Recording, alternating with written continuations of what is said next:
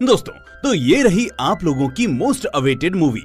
मैं भी इस मूवी को एक्सप्लेन करने के लिए बहुत ज्यादा एक्साइटेड हूँ। हालांकि इसको मैंने 2 हफ्ते पहले ही देख लिया था, लेकिन मूवी की लेंथ बड़ी होने की वजह से और चैनल पर हैकर्स के स्ट्राइक आने की वजह से मुझे नहीं लगा था कि मैं इसको अभी एक्सप्लेन कर पाऊंगा। पर अब जब चीजें नॉर्मल हो चुकी हैं, तो मैं हाजिर हूँ आज इस जबरदस्त मूवी की एक्सप्लेनेशन को लेकर, जिसका नाम है केयर ऑफ कांचारा पालेम। विमानम, केडी और कदेसी विवासई के बाद इस मूवी ने मेरा तो दिल ही जीत लिया और मुझे पूरी उम्मीद है कि ये आज आपका दिल भी जीत लेगी। इस तेलुगु मूवी को IMDb पर करीब 9 की रेटिंग मिली हुई है, जिससे साबित होता है कि मूवी में काफी दम है। कुछ लोगों से बात करने पर मुझे पता चला कि ये तेलुगु सिनेमा की एक लेजेंडरी मूवी में आती है। इमोशनल और हार्ट टचिंग मोमेंट्स तो इसमें कई सारे हैं, लेकिन जो मूवी आपके दिल में घर कर जाए उसकी तो बात ही कुछ अलग होती है। तो चलिए बिना देरी किए शुरू करते हैं आज की ये शानदार एक्सप्लेनेशन। मूवी शुरू करने से पहले मैं आपको बता दूं कि इसमें आपको 4 अलग अलग कहानियां देखने को मिलेंगी, जिसका क्लाइमेक्स आपके होश उड़ा देगा। तो मूवी की शुरुआत होती है राजू नाम के आदमी से, जिसकी उम्र करीब 50 साल है और वो कांचारा पालेम नाम के गांव में रहता है। राजू के घर में कोई नहीं है, ना माँ बाप, ना भाई बहन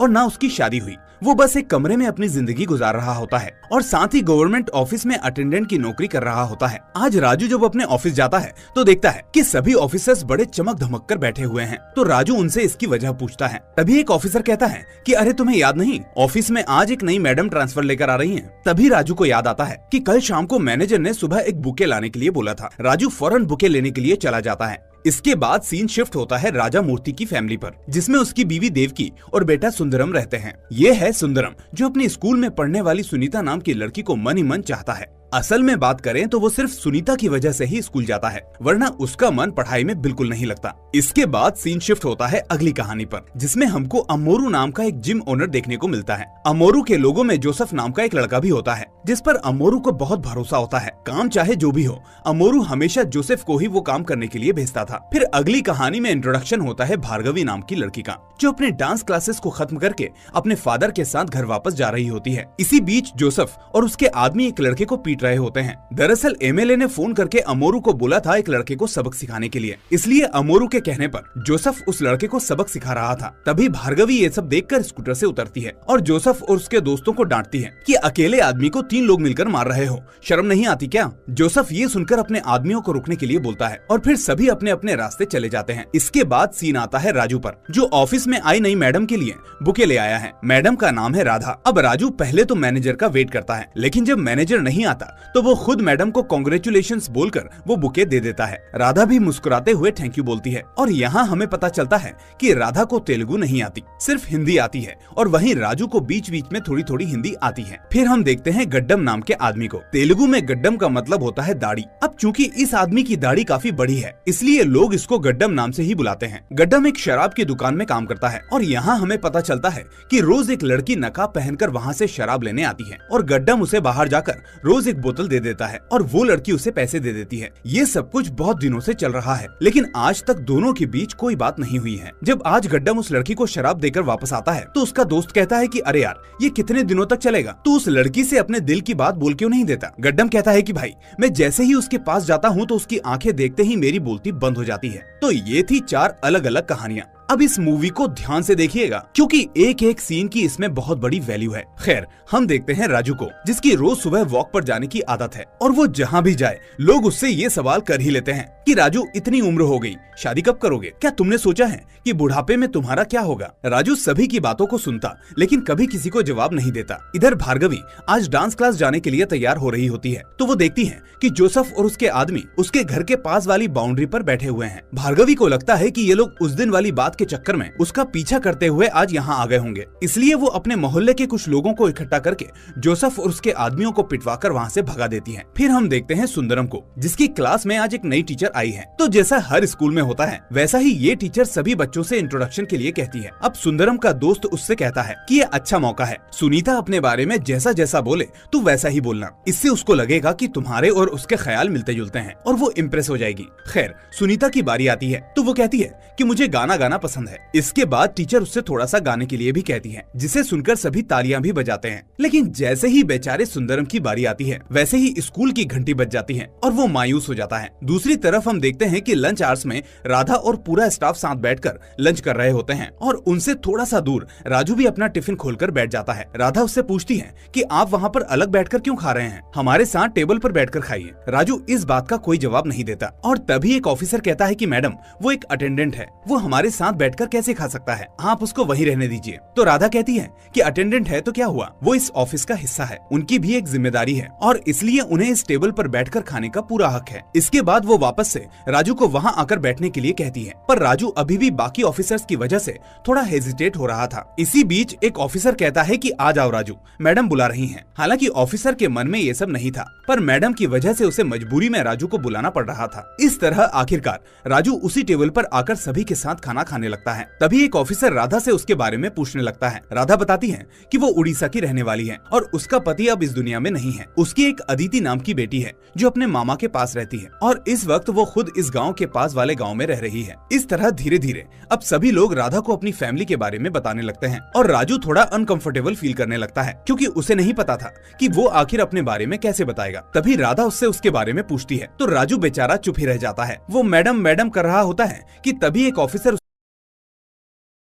उसका मजाक उड़ाने लगता है कि इसकी तो शादी ही नहीं हुई, ये क्या जाने परिवार क्या होता है, कितनी जिम्मेदारियां होती हैं, अकेले रहता है, पता नहीं बुढ़ापा कैसे गुजरेगा। राधा ये सुनकर एकदम से चुप हो जाती है और राजू भी मायूस होकर अपना खाना खत्म करके वहाँ से चला जाता है। अब हम देखते हैं सुंदरम के फादर राजा मूर्ति को। राजा मूर्ति मूर्तियाँ बनाने में इतना होशियार होता है कि उसके मालिक की दुकान असल में उसी की वजह से चल रही होती है, पर राजा मूर्ति हकलाकर बोलता है। अपनी बात शुरू करके खत्म करने में उसे वक्त लग जाता है। यही वजह है कि उसने अभी तक अपना खुद का काम शुरू नहीं किया।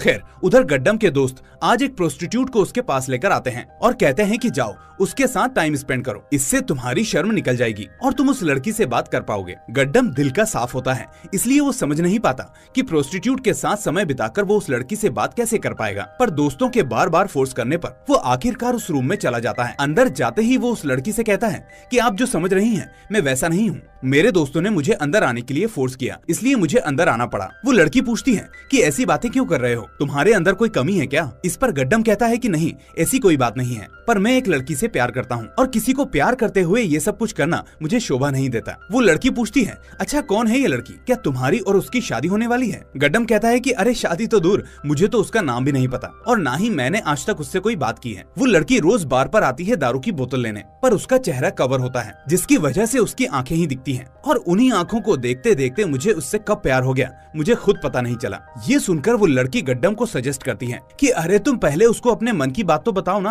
अगर हिम्मत नहीं है तो किसी दिन थोड़ी शराब पीकर हिम्मत जुटा लो, लेकिन कम से कम उससे अपने मन की बात तो कहो ताकि उसकी फीलिंग्स भी तुमको पता चल सके। ये सुनकर गड्डम उसको थैंक यू बोलता है और वहाँ से चला जाता है। अब अगले दिन राजू रोज की तरह वॉक करते करते एक जगह पर आता है जहाँ कुछ बच्चे वॉलीबॉल खेल रहे होते हैं। वो उन बच्चों को बीच बीच में खेलने के कुछ टिप्स देता रहता है, जिससे इरिटेट होकर उसी के मोहल्ले का एक बच्चा कहता है कि अरे अंकल, तुम्हारे बच्चे नहीं है ना, तो तुम हमें क्यों सिखा रहे हो, खुद तो अपने घर से बाहर नहीं निकलते, ना किसी से बात करते, इसलिए हमें ज्ञान मत दो। ये सुनकर राजू को गुस्सा आता है कि अब बच्चे भी उसको ताना मारने लगे। वो वहाँ से बड़बड़ाते हुए वापस घर की तरफ आ ही रहा होता है कि तभी एक पड़ोसन दादी उससे कहती है, राजू आज ज्योतिषी ने मुझे कहा है कि मेरे पास बस 1 साल बचा है, बेटा मैं चाहती हूँ कि मरने से पहले तुम्हारी शादी देख जाऊँ और बच्चों को खिला जाऊँ। ये सुनकर अब राजू का दिमाग और ज्यादा ठनक जाता है। वो कहता है ठीक है बुढ़िया, चलो हम दोनों मिलकर आज ही शादी कर लेते हैं और कुछ महीनों में तुम मुझे एक बच्चा पैदा करके दे जाना और फिर मर जाना, ठीक है ना? ये सुनकर दादी भी चिढ़ जाती है और वहाँ से चली जाती है। उधर भार्गवी को पता चलता है कि उसकी सहेली को कुछ दिनों से एक लड़का बहुत ज्यादा तंग कर रहा है, इसलिए भार्गवी कहती है कि तुम परेशान मत हो और वो उसे अमोरू के पास ले जाती है। वहाँ जाकर वो उसका वेट करने लगती है तो उसकी सहेली उससे पूछती है कि तुम इनको कैसे जानती हो और ये कौन है? भार्गवी बताती है कि एक दिन अमोरू भाई के पीछे कुछ गुंडे पड़े थे, तब ये मेरे घर आकर छुप गए। गुंडे भी उन्हें ढूंढते हुए मेरे घर आए, लेकिन मैंने अमोरू भाई के बारे में कुछ नहीं बताया। उस दिन अमोरू ने मुझे अपनी छोटी बहन बना लिया और कहा कि जब भी तुम्हें कोई दिक्कत हो या कोई परेशान करे तो मुझे आकर जरूर बताना। इसके बाद अगर मुझे कोई दिक्कत आती है तो मैं उन्हीं के पास आती हूँ। खैर, इतनी देर में अमोरू वहाँ आ जाता है और भार्गवी उसे अपनी सहेली की परेशानी बताती है। ये सुनकर अब अमोरू जोसेफ और उसके आदमियों को बुलाता है और जैसे ही भार्गवी जोसेफ को देखती है तो अमोरू से कहती है, ये लड़का तो उस दिन एक लड़के को बुरी तरह से मार रहा था। भाई ये आपका आदमी है। अमोरू भार्गवी को कुछ समझाता उससे पहले जोसेफ कहता है कि भाई यही वो लड़की है जिसने अपने लड़कों को बिना वजह अपने मोहल्ले के लोगों से पिटवा दिया था। अमोरू समझ जाता है कि भार्गवी को गलतफहमी हुई है, लेकिन फिर वो जोसेफ से कहता है कि तुम भार्गवी से माफी मांग लो। अब जोसेफ अमोरू की बहुत रिस्पेक्ट करता था, इसलिए वो उसके कहने पर भार्गवी को सॉरी बोल देता है। अमोरू अब जोसेफ से कहता है कि एक लड़का भार्गवी की सहेली को परेशान कर रहा है, जरा जाओ और उसे अपनी भाषा में समझा कर आओ। इसके बाद उसकी फ्रेंड जोसेफ को उस लड़के का घर दिखाती है, जहाँ जाकर जोसेफ और उसके आदमी उस लड़के को अच्छा सबक सिखाते हैं। इसके बाद भार्गवी जोसेफ को थैंक यू बोलती है। जोसेफ उससे कहता है कि मैडम, उस दिन जब मैं एक गलत आदमी को इसी तरह पीट रहा था तो आप रास्ते में मुझे डांट रही थी, और अब जब आपकी फ्रेंड के ऊपर बात आई तो आपको मेरा काम अच्छा लग रहा है। रहने दीजिए, मुझे आपका थैंक यू नहीं चाहिए। अब भार्गवी उसे इसके लिए सॉरी बोलती है, जिसके बाद दोनों में दोस्ती हो जाती है और फिर सभी आपस में अगले फेस्टिवल के दिन साथ में लंच करने का प्लान बनाते हैं। यहाँ से अब स्टोरी आती है राजू के ऑफिस पर, जहाँ लंच में एक आदमी राधा को मिठाई देने लगता है। राधा कहती है नहीं नहीं, मैं मिठाई नहीं खाती, मुझे शुगर है। इतनी देर में राजू कहता है कि अरे मैडम, आपको शुगर है? मुझे देखिए, मैं 50 साल का होने वाला हूँ, ना मुझे कोई शुगर है ना कोई दूसरी तकलीफ, क्योंकि मैं रोज सुबह वॉक पर जाता हूँ। वैसे आप भी सुबह वॉक पर जाया कीजिए, शुगर की बीमारी में इससे आराम मिलता है। राधा कहती है मैं कई दिनों से सोच भी रही थी वॉक के लिए, लेकिन जा नहीं पाई, पर अब मैं कल से शुरू करूंगी। उधर हम देखते हैं राजा मूर्ति को, जो अपने मालिक से झगड़ा कर रहा होता है। दरअसल आने वाले फेस्टिवल पर उसके मालिक ने सैलरी बढ़ाने को कहा था, लेकिन अब वो अपनी बात से मुकर रहा है। ऊपर से हकलाहट की वजह से राजा मूर्ति अपनी बात ठीक से रख नहीं पाता और दोनों में झगड़ा बढ़ जाता है। इसी बीच राजा मूर्ति कहता है कि ठीक है, मैं काम छोड़कर जा रहा हूँ और अपना खुद का काम शुरू करूंगा। मुझे बेईमान लोगों की जरूरत नहीं जो दूसरों की मेहनत का खाते हैं। ये सुनकर मालिक भी जोश में कह देता है कि ठीक है जाओ, लेकिन उसे पता है कि राजा मूर्ति जैसी आर्ट किसी के पास नहीं है। उसकी मूर्तियाँ राजा मूर्ति के नाम से ही बिकती थी, पर क्या करे, अपनी नाक कटने के डर से वो उसको नहीं रोकता। अब राजा मूर्ति अपनी वाइफ देवकी के जेवरों को और अपने घर को गिरवी रखकर कुछ पैसे उधार लेता है ताकि अपना नया काम शुरू कर सके, पर उसके मन में ये चल रहा होता है कि नए काम में नुकसान हो गया तो। फिर देवकी उसे समझाती है कि पहले अपना काम शुरू नहीं करो और किसी व्यापारी से मूर्तियां बनाने का कॉन्ट्रैक्ट ले लो, इससे पैसे भी आते रहेंगे और जब पैसे ज्यादा हो जाएं तो अपना काम धीरे धीरे शुरू करना। राजा मूर्ति भी समझ जाता है कि यही सबसे अच्छा डिसीजन होगा। खैर, उधर गड्डम आज 2 घूंट लगा लेता है ताकि उस लड़की से अपने दिल की बात कह सके। अब वक्त करीब आता है और फिर वो उस लड़की को बोतल देकर उसका पीछा करने लगता है। थोड़ी दूर जाकर वो लड़की गड्डम को मुड़कर देखती है और पूछती है कि मेरा पीछा क्यों कर रहे हो? गड्डम कहता है कि मैं आपको इतने सालों से देख रहा हूँ और इसी बीच आपसे प्यार कर बैठा हूँ और शादी भी करना चाहता हूँ। वो लड़की उससे कहती है ठीक है, तुमने अपने दिल की बात कह दी, अब मुझे सोचने के लिए थोड़ा वक्त दो। इसके बाद गड्डम उससे उसका नाम पूछने लगता है तो वो कहती है कि मेरा नाम सलीमा है। गड्डम कहता है कि मैंने आज से पहले कभी आपका पीछा नहीं किया और ना आपका चेहरा देखा, क्या आप मुझे अपना चेहरा दिखा सकती हैं? ये सुनकर वो लड़की पहले थोड़ा सोचती है और फिर अपना फेस कवर हटा लेती है। उसके फेस को देखते ही गड्डम के तो होश ही उड़ जाते हैं, क्योंकि ये लड़की कोई और नहीं बल्कि वही प्रोस्टिट्यूट थी जिससे वो उस रात मिला था। गड्डम अब रोते रोते और बिना कुछ कहे वहाँ से वापस आ जाता है। उधर दूसरे दिन राधा सच में वॉक पर जाना शुरू कर देती है, जहाँ उसे राजू मिलता है और वो उसे शुगर को ठीक करने वाला योगा भी सिखाने लगता है। उधर राजा मूर्ति भी एक बड़े व्यापारी के पास कॉन्ट्रैक्ट के लिए जाता है, जो उसे समझाता है कि इस तरह कोई तुम्हें कॉन्ट्रैक्ट या एडवांस पैसा नहीं देगा। मेरे पास एक पार्टी है, तुम्हें पहले उसे एक मूर्ति बनाकर दिखानी होगी। अगर वो मूर्तियाँ उनको पसंद आ गई तो तुम्हें एक नहीं 100 मूर्तियों का ऑर्डर एक साथ मिल जाएगा और उनका पैसा भी। अगर तुम कहो तो मैं उनसे बात कर लूँ। राजा मूर्ति कहता है कि ठीक है, मैं अपनी बीबी से इस बारे में बात करके आपको कल बताता हूँ। वहीं दूसरे दिन अब गड्डम रोज की तरह सलीमा को वो बोतल देता है और आज फिर से उसे फॉलो करने लगता है। सलीमा कहती है कि आज क्यों फॉलो कर रहे हो, कल तो तुम भाग गए थे ना। गड्डम कहता है कि नहीं, मैं आपको बताने आया हूँ कि मैं आपसे सच्चा प्यार करता हूँ और सिर्फ आपसे ही शादी करूंगा, इसलिए मैं आपसे रिक्वेस्ट करता हूँ कि आप इस काम को छोड़ दीजिए और मुझसे शादी कर लीजिए। ये सुनकर सलीमा हंसने लगती है और कहती है कि जाओ यहाँ से और अपने प्यार के भूत को उतार दो। हम जैसी लड़कियों से कोई सच्चा प्यार नहीं कर सकता। तुम्हारे जैसे जाने कितने आए, वादे किए और फिर चले गए। गड्डम कहता है कि सलीमा, तुमने मुझे उस रात बोला था ना कि शराब पीकर अपने दिल की बात उस लड़की से कह देना। देखो, मैंने वैसा ही किया, जबकि मैंने तुमको आज तक देखा ही नहीं था। क्या तुम्हें इस बात से यकीन नहीं होता कि मैं तुमसे सच्चा प्यार करता हूँ? ये सुनकर सलीमा भी इमोशनल हो जाती है, क्योंकि वो आज तक ऐसे इंसान से नहीं मिली थी। पर फिर भी वो उससे कहती है कि ठीक है, लेकिन पहले हम लोग कुछ दिन साथ में रहेंगे, उसके बाद ही डिसाइड करेंगे कि हम एक दूसरे के लिए बने हैं। लेकिन तब तक तुम मुझे इस काम को करने से नहीं रोकोगे और रोज मुझे मेरी जगह पर छोड़कर आओगे। गड्डम उसकी इन शर्तों को मान जाता है और लास्ट में अपनी जेब से दारू की बोतल निकालकर घुटनों पर बैठकर उसे प्रपोज करता है। अब अगले सीन में हम राजा मूर्ति और देवकी को देखते हैं, जो एक कॉन्ट्रैक्ट पर साइन करते हैं कि अगर राजा मूर्ति से बनाई हुई मूर्तियाँ उस आदमी को पसंद आई तो वो आदमी उसके पैसे राजा मूर्ति को देगा। मिलेगा और साथ में बड़ा कॉन्ट्रैक्ट भी। इसके बाद दोनों हस्बैंड वाइफ अपनी पूरी मेहनत से इस काम में लग जाते हैं। उधर राधा एक सुबह राजू को बताती है कि वो एक दिन सिंधाचलम मंदिर पैदल जाना चाहती है, लेकिन अकेले होने की वजह से वो डिसीजन नहीं ले पा रही। राजू कहता है कि मैडम फिक्र मत कीजिए, आप इस संडे मेरे साथ चलिए, मैंने पहाड़ी से एक शॉर्टकट रास्ता देखा है जहाँ से आप आराम से पैदल जा सकती हैं। राधा इसके लिए मान जाती है। फिर कहानी आती है सुंदरम पर, जो आज स्कूल में पिंक शर्ट पहनकर आता है क्योंकि सुनीता को पिंक कलर बहुत पसंद है। सभी बच्चे उस शर्ट की वजह से सुंदरम की हंसी उड़ाते हैं, पर सुनीता ये देखकर उल्टा सुंदरम के पास जाकर ही बैठ जाती है। ये देखकर सुंदरम की खुशी का तो ठिकाना ही नहीं रहता और वो कहता है, सुनीता तुम बहुत अच्छा गाना गाती हो, तुम्हें सिंगिंग कंपटीशन की तैयारी करनी चाहिए। सुनीता कहती है, मैं भी सिंगर बनना चाहती हूँ, लेकिन एक तो मेरे पास गानों की किताब नहीं है, इसलिए मैं उसके बोल भूल जाती हूँ, और ऊपर से मेरे पापा को मेरा गाना पसंद नहीं, पता नहीं मैं कभी सिंगर बन पाऊंगी या नहीं। ये सुनकर सुंदरम उससे कहता है कि तुम एक दिन सिंगर जरूर बनोगी सुनीता, देख लेना। इसके बाद वो फौरन स्कूल से भागकर मार्केट में गानों की किताब लेने चला जाता है और किताब लेकर सबसे पहले घर आता है, जहाँ राजा मूर्ति एक डिजाइन पर काम कर रहा था, जो कि भगवान श्री गणेश की मूर्ति थी। सुंदरम भगवान श्री गणेश को थैंक यू बोलता है, क्योंकि सुबह स्कूल जाते वक्त उसने भगवान से विश मांगी थी कि आज उसकी बात सुनीता से हो जाए। इसके बाद वो वापस स्कूल जाकर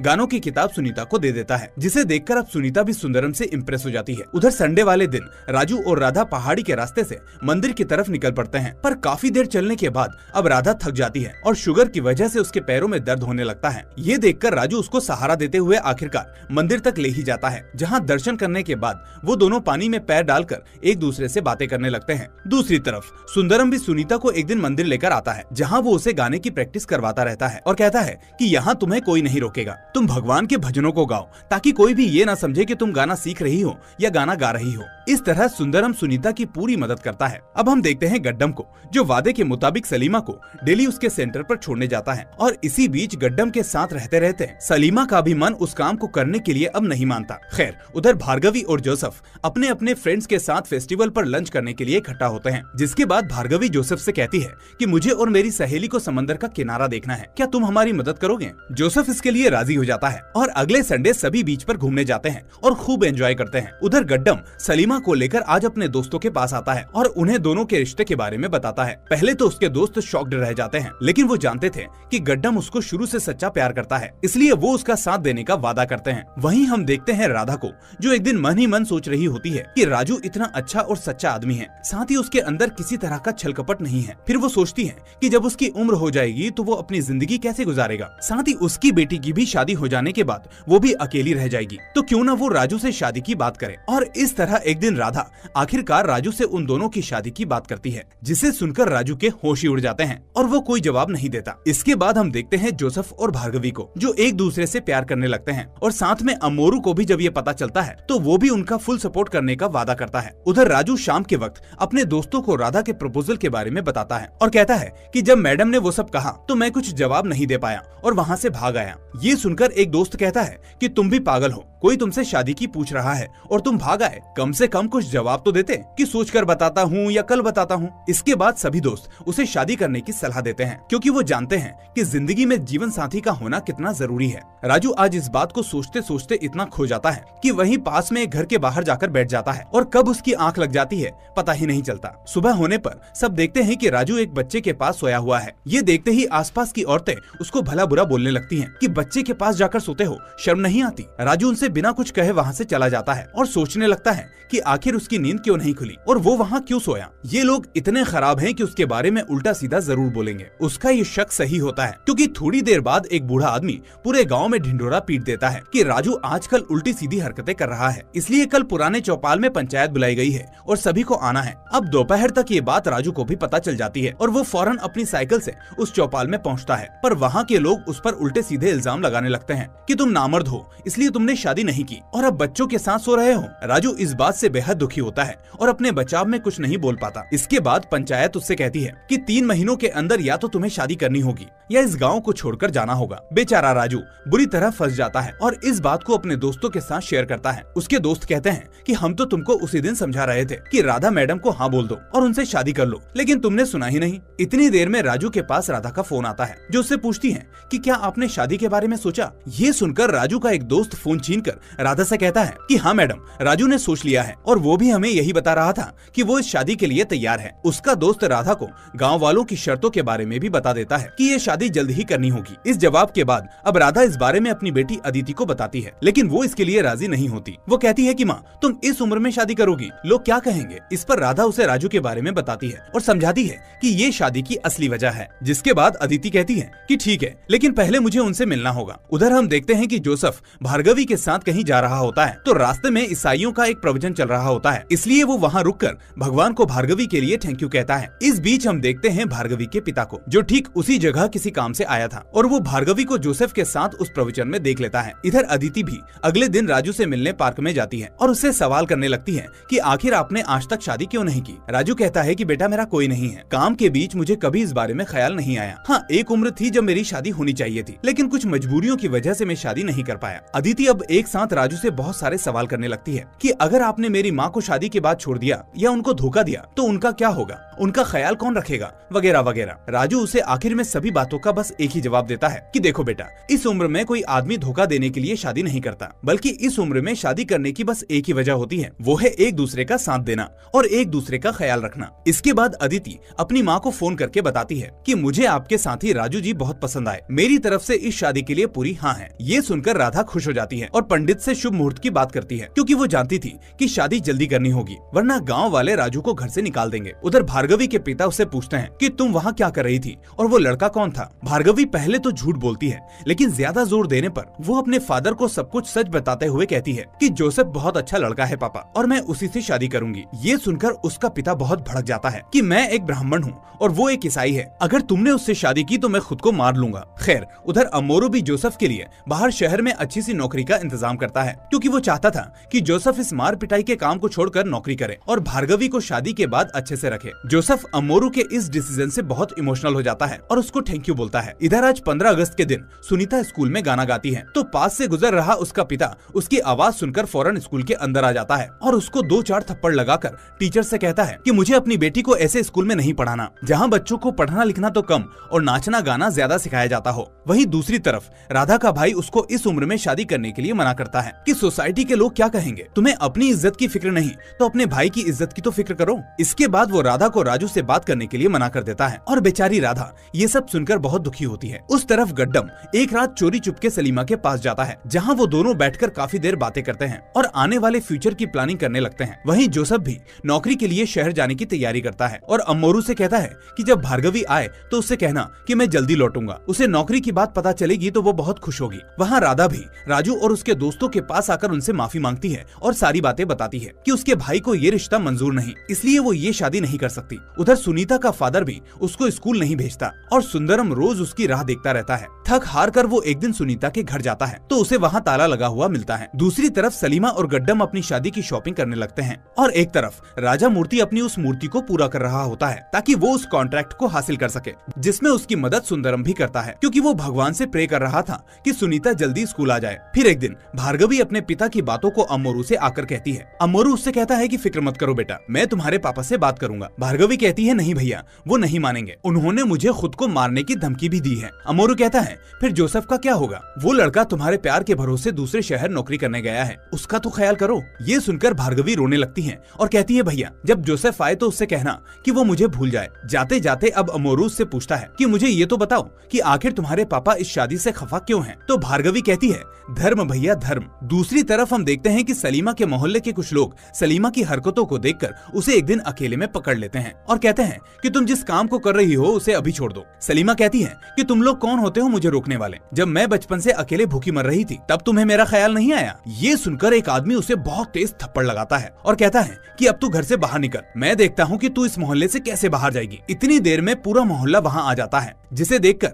सलीमा के बारे में सब गलत बातें करने लगते हैं। अब सुबह होने पर गड्डम सलीमा का वेट करते रहता है, क्योंकि आज उन दोनों की शादी थी। काफी देर तक जब वो नहीं आती तो वो उसके घर उसे लेने पहुंचता है। वहां जाकर उसके होश उड़ जाते हैं, क्योंकि सलीमा तो उसके सामने थी लेकिन उसने खुदकुशी कर ली थी। गड्डम को समझ नहीं आता कि ये क्या हुआ। थोड़ी देर बाद वो खुद को संभालता है और अपने दोस्तों के साथ सलीमा का अंतिम संस्कार करता है, उसे दफनाता है, क्योंकि सलीमा का उसके अलावा कोई नहीं होता। उधर जोसेफ शहर से वापस आकर अपनी सैलरी अमोरू के हाथों में रख देता है, क्योंकि वो उसको अपना बड़ा भाई जैसा मानता था और उसने उसकी बहुत मदद की थी। इसके बाद वो भार्गवी के पास जाने लगता है तो अमोरू उससे कहता है कि भार्गवी अब यहाँ नहीं है, उसकी शादी हो चुकी है। इसके बाद वो जोसेफ को सारी बातें बताता है, जिसे सुनकर उसका दिल भी टूट जाता है और वो भी रोते रोते बाहर निकल जाता है। इसके बाद वो एक चर्च में जाकर अपने गले में पड़ा लॉकेट गॉड के सामने तोड़कर रख देता है, यानी उसे जिस भगवान पर भरोसा था वो पूरी तरह से खत्म हो चुका था। उधर सुंदरम को एक दिन पता चलता है कि सुनीता के घर वाले वापस आ चुके हैं, इसलिए वो उसके घर जाता है और बुक्स के बहाने उसके पिता से सुनीता के बारे में पूछता है। सुनीता का फादर उससे कहता है कि आज के बाद यहाँ नहीं आना, क्योंकि सुनीता यहाँ नहीं है, उसका दाखिला मैंने दिल्ली में करवा दिया है ताकि वो पढ़ लिख सके,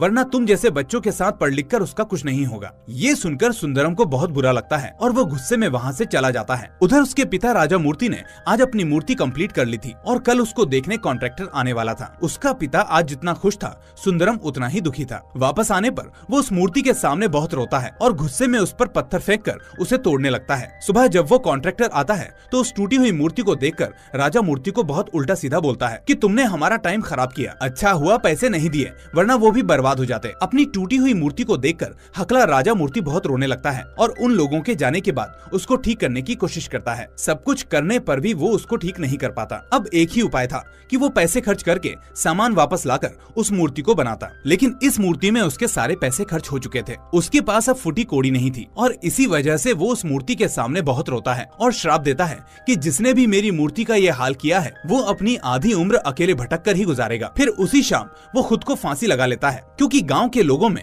उसकी इज्जत मिट्टी में मिल चुकी थी। सुंदरम भी ये समझ जाता है कि आज ये सब जो हो रहा है वो उसी की वजह से हो रहा है। वो खुद को इसके लिए कभी माफ नहीं करेगा और खुद को अपने पिता का कातिल कहता है। खैर, अब हम देखते हैं अदिति को, जो अपनी माँ से कहती है कि आप राजू के साथ भाग जाओ, क्योंकि मामा कभी नहीं मानेंगे और मैं आपको परेशान नहीं देख पाऊंगी। राधा उससे कहती है कि इस उम्र में मैं भागूंगी तो लोग तुम्हारे बारे में गलत बोलेंगे कि माँ ऐसी है तो बेटी कैसी होगी, मैं ऐसा नहीं करूंगी। अदिति ये सुनकर सीधा राजू को फोन लगा देती है और कहती है कि अगर आप में दम है तो मेरी माँ को यहाँ से ले जाओ, और अगर आप वही हो जो लोग आपके बारे में सोचते हैं तो आप नहीं आना। ये सुनकर अब राजू भी जोश में आ जाता है और सीधा राधा को लेने पहुँच जाता है। उसको इस तरह रात में भागते हुए देखकर उसका दोस्त समझ जाता है कि कुछ न कुछ गड़बड़ जरूर है। उधर राधा भी अपनी साड़ी की मदद से खिड़की से नीचे आकर राजू का वेट करने लगती है, जिसके बाद राजू उसे वहाँ से अपने गाँव की तरफ ले जाने लगता है। पर रास्ते में एक रेलवे क्रॉसिंग होती है, जिसकी वजह से दोनों को ट्रेन के निकलने का वेट करना पड़ता है। और इतने में राधा का भाई अपने लोगों के साथ आकर राजू को बुरी तरह से मारने लगता है। और जैसे ही ट्रेन निकल जाती है तो सभी देखते हैं कि दूसरी तरफ राजू के गांव वाले उसको बचाने के लिए आ चुके हैं, जिनको देखकर राधा का भाई भाग जाता है और बाद में आपसी सलाह से राजू और राधा की शादी भी करवा दी जाती है। शादी के बाद जब दोनों हस्बैंड वाइफ साथ में टाइम स्पेंड कर रहे होते हैं तो राधा कहती है कि आपने आज तक शादी क्यों नहीं की, आखिर असली वजह क्या थी, क्या आपको प्यार में कोई धोखा मिला था। और यहाँ आता है इस मूवी का क्लाइमेक्स। वो बताता है कि जब वो स्कूल में पढ़ता था तो उसे सुनीता नाम की लड़की पसंद थी, लेकिन सुनीता को उसके पिता ने दिल्ली भेज दिया था। जिसके बाद जब 20 साल का हुआ तो भार्गवी नाम की लड़की से प्यार करने लगा, पर उसके पिता ने उसकी शादी दूसरी जगह करवा दी। फिर जब 30 साल का हुआ तो उसे सलीमा नाम की लड़की पसंद आई, पर शादी वाले दिन ही उस लड़की ने आत्महत्या कर ली, क्योंकि ये समाज उसे अपना नहीं पाया। और फिर उसके बाद उसे अब जाकर 50 साल की उम्र में राधा मिली, जिससे उसने शादी की। खैर, अब इसके बाद हमें एक फ्लैशबैक सीन दिखाया जाता है, जिसके सहारे हमें राजू की जिंदगी को समझाया जाता है। राजू का असल में पूरा नाम था राजू सुंदरम, जो अपने पिता के मरने के बाद खुद को खूब कोसता था। कुछ सालों बाद उसकी माँ देवकी भी मर गई, जिसके बाद वो भगवान को और कोसने लगा। बड़े होकर पास वाले चर्च ने